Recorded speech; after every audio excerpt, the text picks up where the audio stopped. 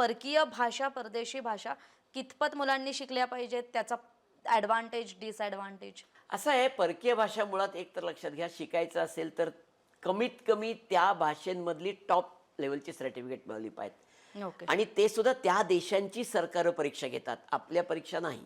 कारण जगभर त्याला ॲक्सेप्टन्स हवा असेल तर त्या देशातले सरकार, से फॉर एक्झाम्पल जर्मन भाषा, त्यांची सर्टिफिकेशन्स आहेत A1, A2, B1, B2, C1, C2.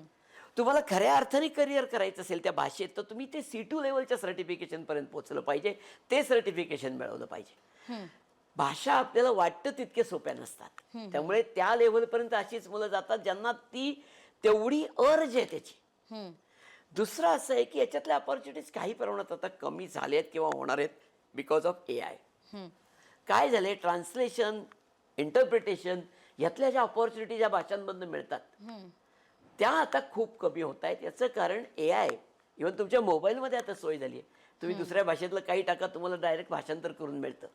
So काही प्रमाणात ते आता चॅलेंजिंग झालंय, पण त्याच्यामध्ये टीचिंगमध्ये मात्र प्रचंड संधी येत आहेत. म्हणजे आज आत्ता महाराष्ट्र सरकारने जर्मन गव्हर्नमेंट बरोबर करार केलाय.